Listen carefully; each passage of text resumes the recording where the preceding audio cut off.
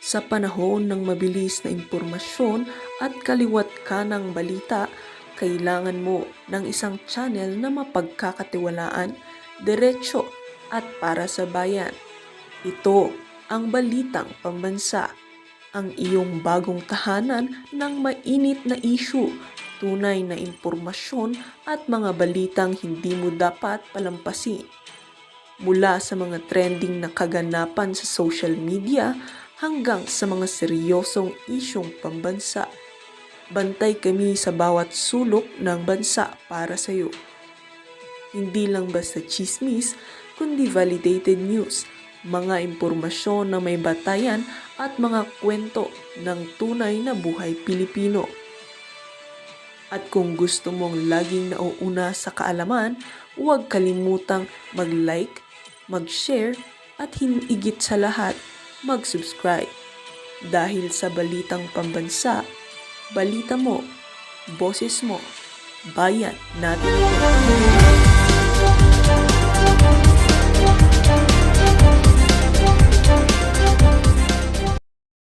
Ano to yung tipong lahat sinisisi sa mga nakapaligid sa kapatid mo.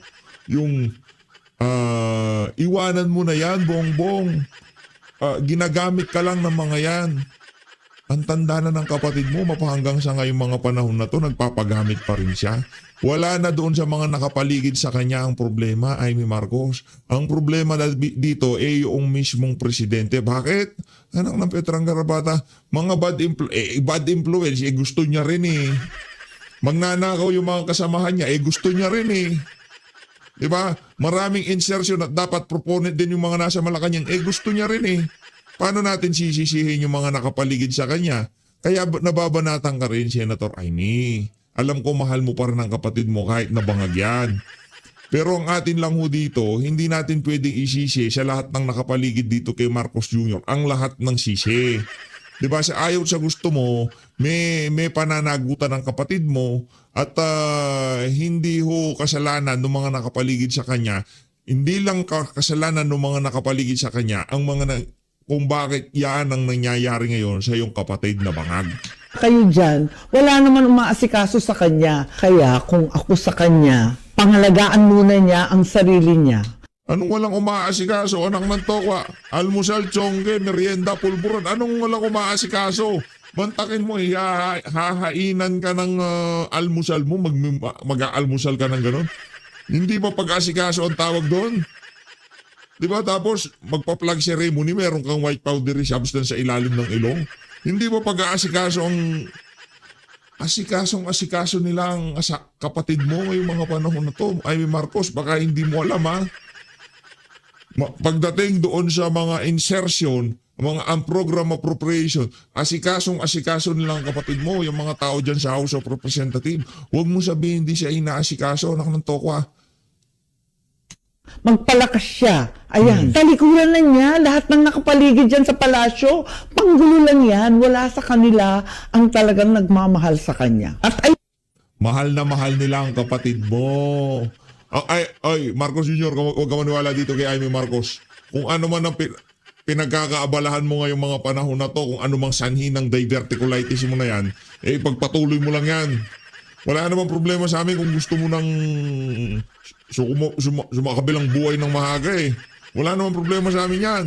Para medyo mas matagal-tagal ang pagiging presidente ni VP Sara.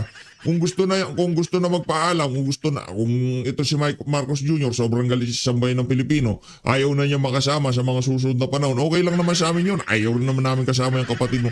Huwag mo sabihin hindi siya inaalagaan. Yung pag-aalaga sa kanya, talaga napakatindi. Mantakin mo, konting discomfort lang. Hindi natin alam kung anong lumabas o pumasok dyan sa tumbong niya na yan. Kaya kung bakit nag-diverticulitis, pero ano ho yan, napakadelikado daw ho ng sakit na yan. Yung internal dudugo-dugo yung loob ng yung ang tawag dito, yung tumbong mo. Ako, delikado daw ho yan. Yung sakit na yan, saka sakit talaga ng mga medyo umiidad na yan.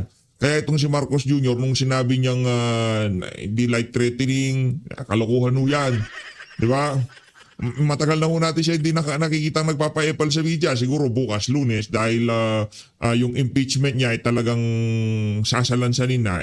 Good luck na lang ho sa kanya. Matindi-tinding stress pa ho ang pagdadaanan nitong bangag na to sigurado. Ayan. Habang may sakit siya, kung ano-ano namang ginagawa nitong mga feeling presidente.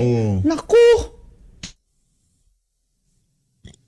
Ano bang maasahan natin kay Jaime Marcos? Natural, magpaparinig lang yan.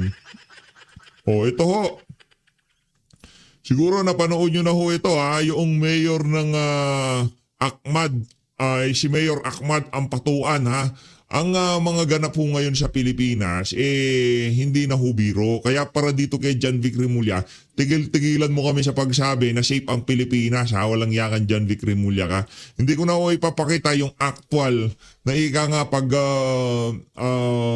pagsiklab nung sasakyan nitong si Ahmad Ampatuan Hindi ko na ho papakita sa inyo, paparinig ko na lang ho sa inyo yung kung ano ang nangyari dito sa napakalaking problema na to diyan sa Mindanao mapahanggang nung panahon dati wala nang ganyan Alam ko pagka meron silang gustong gurgurin na local government official, ano lang nang paltik lang ginagamit diyan di ba? Paltik lang yan, di na ginag mga kababayan, ang ginamit ho RPG. Ibang klase ho sila mga kababayan.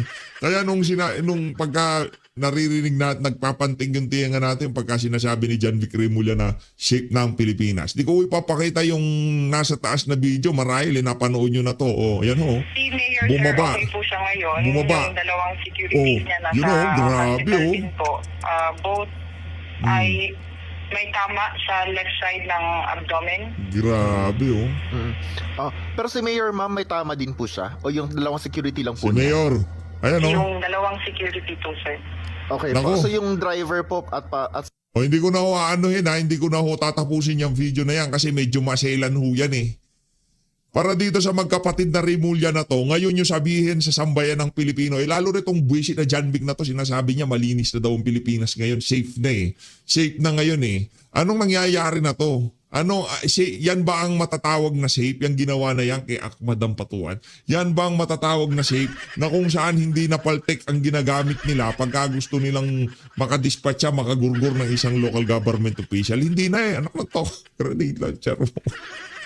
Ganun Pambira, bakit meron silang ganong armas? Anak ng toka, lagay mo natin kay Mangga to.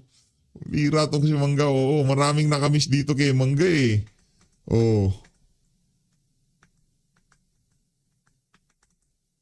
Ang daming nakamiss dito kay Mangga Ito mga kababayan, puta na ho tayo. Kaya pagka naririnig nyo, sinasabi nitong si John Vic Remulla na shape na ngayon ng Pilipinas, di kagaya ng panahon nitong si dating Pangulong Rodrigo Duterte. Anak ng toko, harap-harapan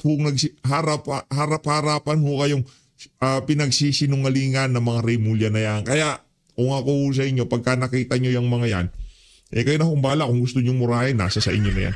Rekta ho tayo dito kay Norberto Gonzales. Unahin natin itong usapin sa impeachment complaint laban kay Pangulong Bongbong Marcos Jr. May unang impeachment complaint na tinanggap na ng Secretary General. Kahapon may dalawa sana na dapat ihain dyan sa Kamara. Kaya lang, wala po yung Secretary General. Kaya hindi po tinanggap. Lalo na itong pangatlong impeachment complaint laban kay PBBM. Sa tingin po ninyo, ano bang basa po ninyo dito sa hindi pagtanggap ng Secretary General sa opisina niya nitong mga reklamo laban sa Pangulong Bongbong Marcos Jr.? Kasi kung siguro gusto nila actionan yung nauna, yung number one. Kasi parang galing sa kanila yun Kasi pag nagkaroon na ng pag-process ng isang impeachment complaint, yung mga susunod, hindi na pwede. Kaya ayaw nilang matuloy yung number 2 at saka number 3. Yan niya kaya dinidelay siguro. Opo. Ano bang nakikita mo yung pagkakaiba ng tatlong reklamong ito? Yung mga naghain at nakita po nating mga pumunta dyan sa Kamara para po isampa itong impeachment complaint laban sa Pangulo. Yung nauna, ang tingin natin dyan, intentional yon. Kasi isa yan sa mga pamamaraan para wala ng impeachment complaint na mangyari sa presidente for at least 1 year, no? Kaya yun ang una. Yung pangalawa, hindi ko masyadong mabigyan ng comment yan. Yung pangatlo, seryosong complaint yun. Kaya yan ay talagang pipigilin hanggat maaari. Opo. May nakikita ho ba kayong gray area po dito sa nangyari? Na maaring questionin po, Secretary, dahil nga po sa hindi pagtanggap nitong reklamo? Alam mo, bahagi talaga ng away yan di ba? Kaya dapat inaasahan natin yan. Pero tignan natin, may recourse of course, no? Kasi pwede namang paila ng kaso. Bakit hindi tinatanggap ng Secretary General yan? Nasa batas yan. Oo. Meron pwedeng gawing action. Opo. Pero nakikita po niyo parang strategy din ng ganung paraan na Sir Norberto, considering na ilang araw na lang ay magbabalik sesyon na ang Kongreso. Alam mo, talagang ang intention ay magkaroon ng isang impeachment complaint na pwedeng ibasura para hindi na magkaroon ng mga kasunod pang impeachment complaints. Malinaw na strategy na ginagawa yan ng ating administration. Ngayon, wala naman tayo masyadong malungkot kung sakalit hindi matuloy yung nakikita nating tamang impeachment complaint. Kasi sa panahon ngayon, hindi lang naman yung formal na proseso ang importante. Ang pinakamas importante tingin ko ang sentimiento ng bayan. Yung mga puwersa na akala nila hindi nag-iisip ang mga mamamayan, magugulat yung mga yan. No? Medyo nakakaunawa na ang taong bayan. Opo. So sa tingin po ninyo, parang may totoo po yung sinasabing may impeachment fatigue na yung taong bayan ba? Ganun ba, Secretary? Nakikita po ninyo dito?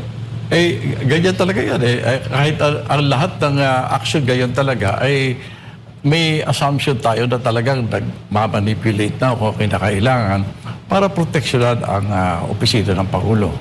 So, Malamang sa malamang, yun din ho talaga ang isa sa mga strategiya nila, yung tipong kumbaga ma-overdose na sa impeachment ang ating pagkausaping impeachment, kumbaga pagkausaping impeachment, impeachment na naman. Parang gano'n na lang ho ngayon ng datingan eh. 'Di ba? Hindi na kagaya nung hindi na yung tipong impeachment yan, ako matindi yan. Kaya gustong i-impeach si ganito ganyan. Hindi na ho yan ang pinag-uusapan ngayong mga panahon na to eh. Yung tipong kaliwat ka ng impeachment na lang. Ngayon pagka isinampahan ng impeachment, sino man dito sa dalawang mataas na official na to, ang dating parang wala na hong kwenta. Yung wala nang dating. Hindi na maiintriga ang ating mga kababayan. Siguro yan ho talagang ini-aim ng administrasyon itong si Marcos Jr. Naku, matindi na naman ho ito. Panibagong flood control na gumuho na naman ho ito mga kababayan. Walang bagyo, walang ulan. Nagbabaksakan itong mga flood control na to. Papakita ko ho ito sa inyo sa distrito ni Dong Gonzales to. Kaya kailangan itong si Dong Gonzales kung pwedeng i-impeach to. Ito na lang i-impeach natin eh. Sa susunod na video ho ito. Malinaw yan. Malinaw na malabo pang uusad itong impeachment laban sa Pangulong Bongbong Marcos Jr. Baka, pero sinasabi ko nga, ang importante tignan nilang mabuti, umuusad ba ang mga aksyon na nanggagaling na sa taong bayan. Yun ang importante ngayon kasi dalawa yan eh. Yung formal at saka informal. No? Titignan natin kung anong mauna. Opo.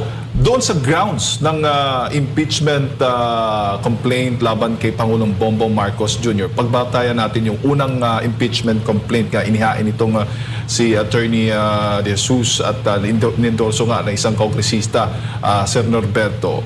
Isa sa mga grounds doon yung hindi nga pag-veto ng unprogrammed funds, yung pag-surrender o kidnapping kay Pangulong Bongbong kay dating Pangulong Rodrigo Roa Duterte at yung pagtatag ng ICI bilang shield, panangga daw para sa Pangulo at yung mga kickbacks na nakukuha mula sa mga ghost flood control projects at iba pa. Sa tingin po ninyo, ito ay mga lehitimong mga basehan o grounds para po sa isyong impeachment laban sa isang nakaupong Pangulo? Alam mo, ang problema natin sa impeachment complaint, hindi naman yung legitimacy o ganda ng petisyon ng pinag-uusapan diyan kasi politika yan eh. Yan ay nasasalalay kung ano ang gagawing aksyon ng dalawang houses of Congress. At saka pangalawa, sa simula, hindi pa iyan ang pagbabatayan ng impeachment. Iti-technical muna yan. Yung mga substance, form, titignan niya kung tama yung pagkakagawa. Doon pa lang magkakatalo na yan. Ang tingin ko, yung first impeachment complaint design para i-reject. Pero dahil na-action na, ang intention talaga, wag lang magkameron ng susunod pang impeachment complaints. Yan lang ang intention niya. Grabe ang kapal ho ng mukha nila, no? Hindi pong lahat gagawin nila para lamang ma-immune na sa loob ng isang taon itong si Marcos Jr. Kasi sa 2027, pag pumasok ng 2027, sa tingin natin ewan ko, para sa akin, 2027, hindi na worth it i-impeach itong si Marcos Jr. Yung tipong busy na lahat noon. Kampanya na ho yun eh. Ngayon pa nga lang, nag-aayos na ng mga alyansa kung sino mga magsasama-sama sa 2028 election. Ngayon sa 2027, puro ano na ho yun, puro kampanya na mangyayari doon. Kaya kung i-impeach man itong si Marcos Jr., ito na ho talaga ang perfect time, 2026. Kumbaga nailatag na nila yung mga barahan nila, nagkaalaman na BP Sara versus Marcos Jr. kung sino ba nga ba talaga ang gumawa ng kabalbalan, at kitang-kita yan ng ating mga kababayan na talagang si Marcos Jr. mabigat-bigat ho ang kasalanan sa ating mga kababayan. Kaya kahit ano ilagay nila dyan sa mga walang mangyayari. Opo. Pero it shows na nagpapatunay po ito na walang tiwala na ba ang taong bayan sa Pangulong Bongbong Marcos Jr.? Yan, kung titignan mo yung mga survey natin, hindi mo na masasabi mga fake yung mga surveys, no? Kasi sunod-sunod kung titignan mo talagang pababa ang pagtitiwala ng sambayanan sa ating Pangulo. Maganda nga sana para wala nang gulo, mag-resign na lang Opo, yung nabanggit po ninyo, yung taong bayan, itong isa po sa mga nagpahayag sa social media, isang active na sundalo, at ngayon ay tinanggal dahil nga doon sa kanyang pagbawi ng kanyang suporta laban sa Pangulo, nagngangalang Colonel Odi Mongao. Ano naman po ang inyong nakikita at masasabi po dito sa konteksto po ng disiplina at sa chain of command sa loob po ng AFP? Baka hindi na nakapigil. Nagsalita na, no? Pero ako, ang lagi ko lang nasasabi dyan, kung maaari, kung kikilos man, huwag silang maghahati-hati, no? Huwag na sanang i-interpret yung ginawa ni Colonel Mongao na yun ay parang nag-i-split ang armed forces. Palagay ko, in-emphasize niya naman na hindi ang armed forces ang pinagre-reklamohan niya. Ang pinagre-reklamohan niya, Pangulo mismo. Ayun, magandang paliwanag yun. Dahil talagang hindi dapat na magkaroon ng hidwaan na magkakaroon ng split ang ating armed forces. Ang armed forces sa kanyang paggalaw, kapag hati iyan, gulo na yan. Opo. Itinuturing ba ninyo itong isolated case lang o talagang malalim na sentimento o senyales po sa mas malalim na tinatawag nating sentimento sa loob po ng militar? Ang balita ko, malalim talaga ang sentimento ng mga nasa loob ng militar, pero katungkulan nila na tumahimik. Hindi na nila pwedeng gawing isa publiko yan, no? Pero yung sentimento ng mga yan, alam niyo, mga ordinaryong mamamayan din naman ang ating mga armed forces, no? Nararamdaman nila kung ano nangyayari sa bayan. Kaya alam nila na talagang hindi na maganda ang takbo ng bayan natin. Kaya sentimento yan. Pero mag-iintay siyempre yan nga, yung importante sa lahat, na kung kikilo sila, they should move as an institution. Very important yun, no? Yung siguro iniintay na mga yan, no? Opo. Paano yung babalansin kaya nito? Paano tututugunan ng pamahalaan na isang sundalo? At sa tingin mo ba, nag-iisang sundalo lamang ito na ganito po kanyang sentimento sa loob po ng halay ng militar laban po sa Pangulong Bongbong Marcos Jr.? Ang balita ko baka may susunod May susunod pang mag-withdraw ng support sa ating Pangulo. Balita lang naman yan. Baka chismis pa. Pero uugong yan, no? Kaya sa akin, dapat yan ay tuunan ng pansin niya ng armed forces as an institution. Sila yung dapat na tumitingin sa problema na yan, no?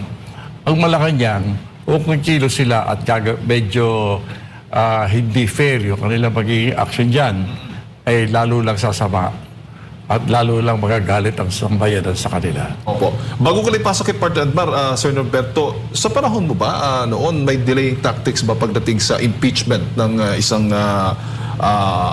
ni Ferdinand Marcos Sr.? Oo, normal yan.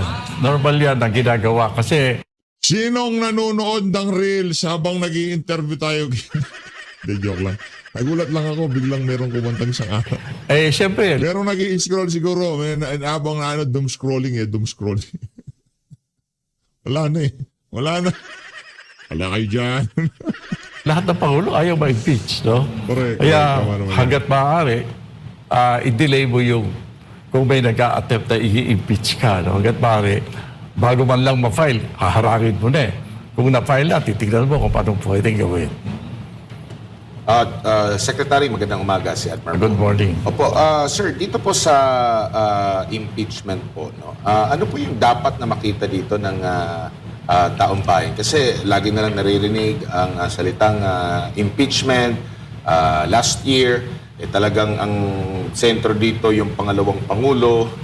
Tapos, nung papalapit na ang matapos ang last year, kasi nga, pagdesisyon na mali ang ginawa ng Kamara, na uumugong na magkakaroon ng pag-refile. Hanggang sa ganitong buwan lang, may magre-refile ulit para sa ano. Pero, nagtaka yung ating mga kababayan na hindi na si Vice President Sara Duterte at dito na mismo kay Pangulong Bongbong Marcos Jr. And at the same time, lumabas din yung kaliwat kanang survey na nagsasabing still nananatili ang Pangulong Pangulo bilang may pinakamataas at pababa ng pababa ang nagiging survey. Maabot pa nga sa punto na negative yung kanyang net survey. Sa kabila po ito ng patuloy na pagmamalaki na niya sa current administration, dito nagumpisa yung pag-iimbestiga ng korupsyon. Dito rin nabulgar yung gaano kalawak yung korupsyon. Pero ano sa tingin nyo po, bakit tumabot sa punto na at least magtatatlo na yung impeachment case? Well, sinabi nyo nga po, questionable yung una, pero marami po ang ganito na nahibok na maghain po ng impeachment.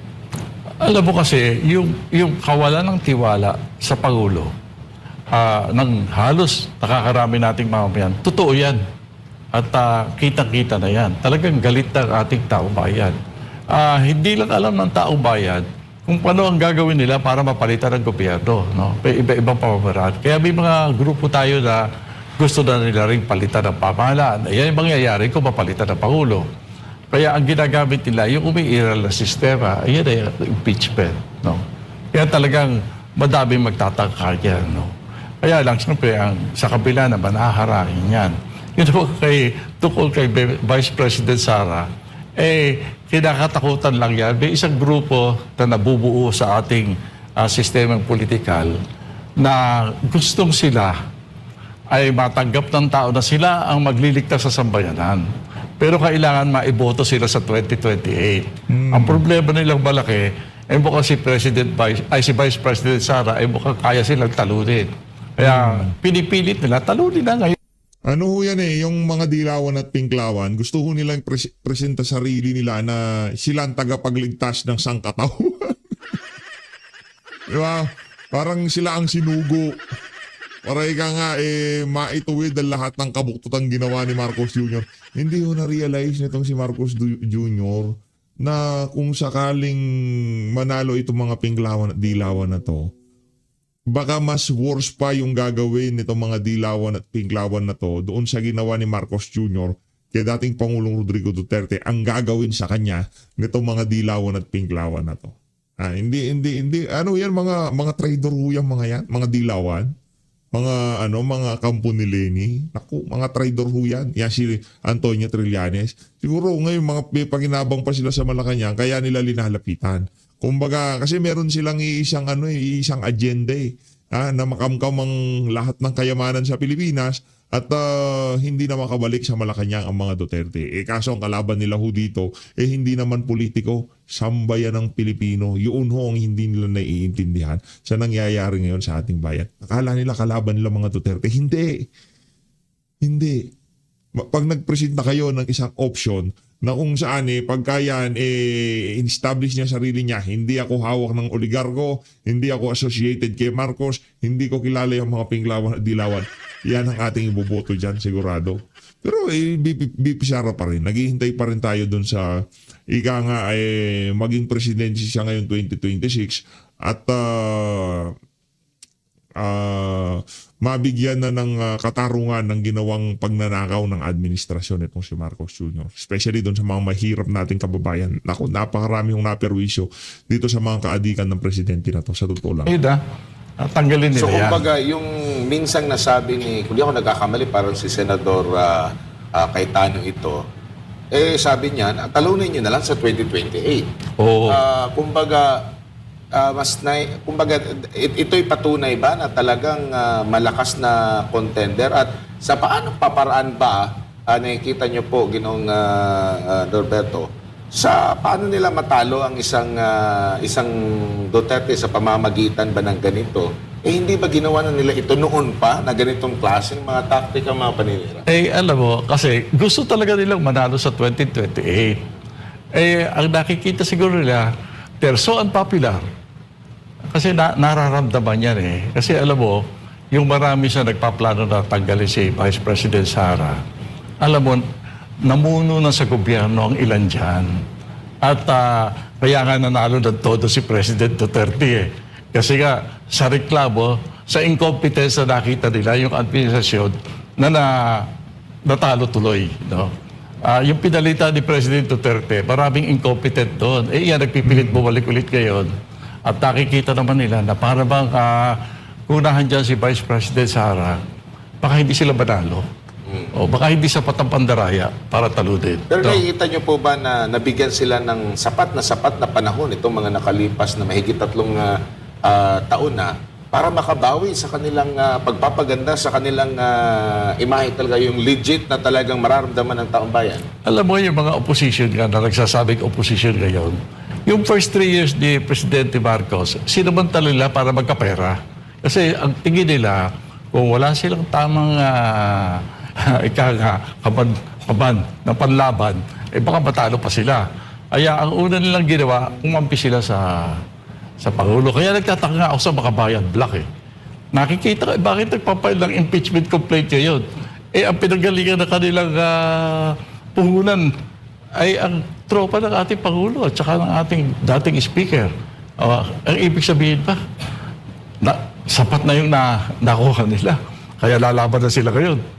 Kumbaga, nakita nyo po, kasi alam natin, yung in-establish na unit team, maaga yung naputol at parang sa iba nag-unit team. Tapos yung sa iba niya na unit team, parang kumalas din naman ngayon at parang binabalikan na sila. So, naging mali ang hakbang sa inisyal nitong kasalukuyang administrasyon. Sa tingin niyo po? Well, akala na kasalukuyang administrasyon, masusustain nila masusustain nila. Ako from the beginning, alam ko, sa pagkakakilala ko, doon sa mga grupo na yan, talagang hindi mga tapat na kaibigan niya mga yan. Kapag nakita na, lalo na ngayon, kitang-kita na wala ng trust sa bayaran, sa pakasalukuyang gobyerno o sa pakasalukuyang Pangulo. Baka mahuli sila. Kasi nagsisimula na rin naman yung ibang grupo na sinasabi, mga kasama ng administrasyon yan, na kung sakalit babagsak ang gobyerno, tangay sila. Ayaw nilang mangyari yan. Kaya nagsisimula na sila ng kilos na para bang humikiling na sila sa popular na sentimiento ng sambayanan. Mas lalong nagalit yung taong bayan dahil nabubulgar kung gaano kalawak yung korupsyon. Kasi dati sa panahon ni PRRD, ang nabubulgar doon yung sistema sa illegal na droga, kung gaano kalawak ito na umabot na nakaugat na hanggang sa gobyerno natin, kaya pahirapan.